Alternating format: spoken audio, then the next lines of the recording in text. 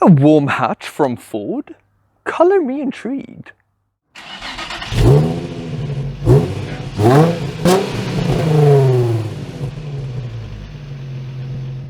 Hi guys, Eric here and welcome back to my channel. Today we will be having a look at this 2016 Ford Focus 1.5 EcoBoost trend.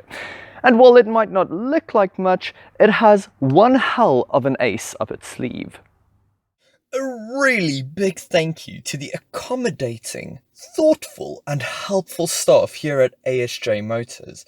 They have a huge selection of quality used cars located in two locations in the Overberg region. One is in the industrial area of Hermanus, the other is located on the main road of Verliersdorp. They are open for business, so be sure to check out their catalogue, link in the description box below. If you live in the Western Cape and you have an original car in good condition you would like me to review, please get in touch. There's an email address in the description box below. The Focus is a C-segment hatchback and sedan from Ford Europe. It is made to rival the VW Golf, Mazda 3 and Opel Astra, to name a few. The first generation of the Focus was released in 1998. Its design was very much out there and a far cry from the laser we got before it. It looked like a spaceship both inside and out, with very angular lines and a low bonnet. The rear light clusters were situated next to the rear windscreen too, something that was very popular after the Focus was released. It was more than a design statement though. It was praised by motoring journalists for its practical cabin and great driving dynamics. It was even safe, receiving 4 out of 5 stars from Euro NCAP. The second generation was released in 2005. Interestingly, this design was polarizing too, but this time it was because it was too boring. Regardless, it was still very practical and sold very well across all markets. It used the same platform as the Mazda 3 and Volvo S40 and was available with a host of petrol and diesel 4-cylinder engines, except for the ST, which had an extremely characterful 5-cylinder turbocharged unit. These engines were mated to either a 6-speed manual or 4-speed automatic transmission. Build quality was also a massive step up from the previous generation. It was even built here in South Africa. This is the third generation Focus. It is equipped with a 1.5 4-cylinder turbocharged engine that produces a very potent 132 kilowatts and 240 newton meters of torque. That is verging on hot hatch territory. The exterior styling is attractive too. This is the facelift of the third generation, so the lines are a bit cleaner and simple. The front in particular looks really pretty to me, especially with the Aston Martin styled grille. The profile, with these big 17-inch wheels, looks sporty and engaging as well. The rear, on the other hand, looks a bit out of proportion and bulbous. The current generation Focus, that isn't available in South Africa, looks much better and cohesive. What is the interior like? First impressions are good. For the most part, at the very least. If you love buttons and you have some time to set aside and really get to know this cabin, this interior is perfect for you. If, however, you want a car that is easy to understand from the get-go, the VW Golf or Opel Astra might be a bit more up your alley. What the Focus lacks in simplicity and ergonomics, it makes up for in flair and personality. This car is definitely for the younger audience. Everything in here screams youth. The design is hyper angular and edgy, and the general theme quite reminds me of a trance party.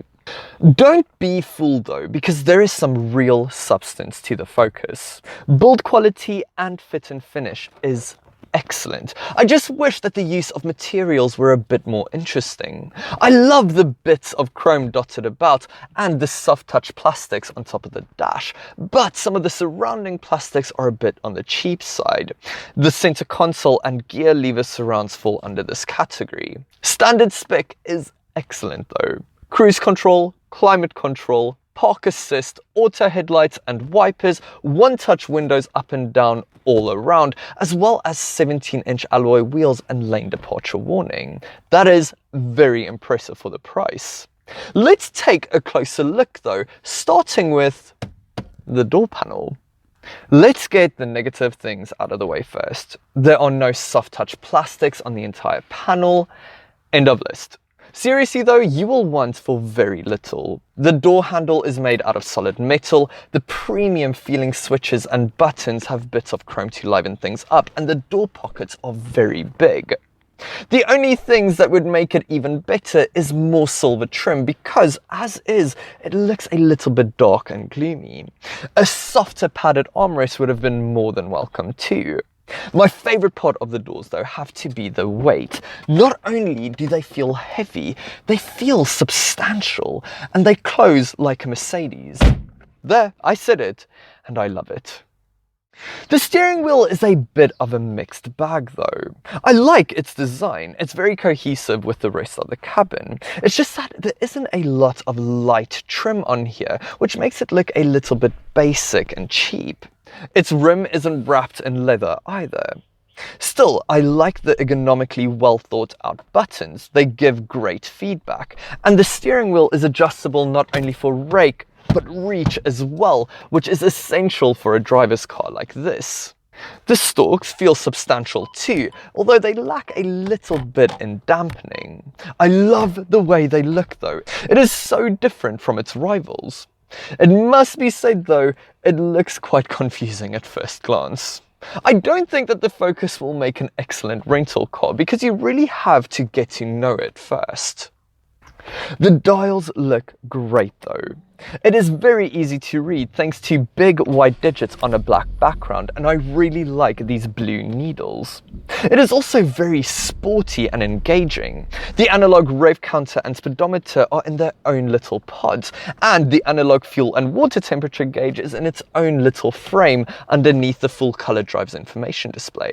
Speaking of which, this display looks excellent. It is very well equipped too. It communicates a full trip computer, driver's assistance, vehicle settings, outside temperature, audio information and current time. It is controlled using buttons on the left hand side of the steering wheel. Turning to the infotainment system, this is where things become a bit controversial. Not because of the small screen, and trust me, it is small, but because of the sheer amount of buttons on here. It does look a bit overkill and intimidating at first glance. Get to know it though and you will find that it works rather well. It is also extremely well equipped. CD player, Bluetooth audio, auxiliary input and USB ports all come as standard. And the standard fit sound system is really good. The ergonomics might be a bit off, but the screen is responsive and it's a very well equipped system. The climate controls fare much better though. 2 dials control the temperature and the fan speed is controlled via 2 buttons on either side of the panel. The buttons are on the small side though, which means you have to take your eyes off the road to make sure you hit the right one. Now for the seats. They look really boring to me, but I think I have been completely spoiled by modern car seat designs. They are on the firm side but surprisingly comfortable, and they provide excellent support, especially considering that this car isn't a hot hatch. The cloth feels soft yet durable, and the driver's seat is adjustable for height, aiding a comfortable seating position. With the design dealt with, let's talk practicality.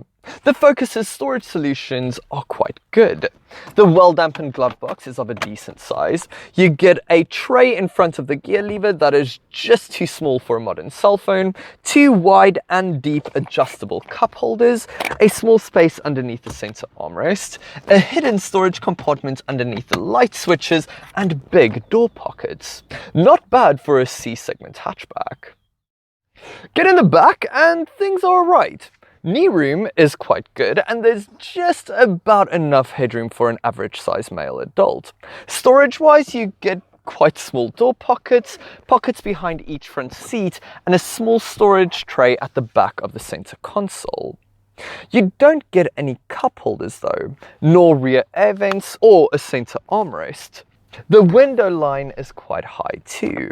Now for 2016, this isn't too bad, but it's amazing how important rear passenger amenities have become lately. The boot, much like the steering wheel, is a bit of a mixed bag, mostly due to its size. 316 litres might not sound like small, but the VW Golf can swallow 370.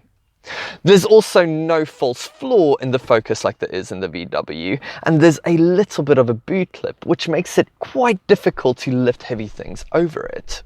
Still, the rear seats fold flat in a 60-40 split, opening up the space by a big margin, and there are 4 grocery hooks and 2 Velcro straps to help keep things in place.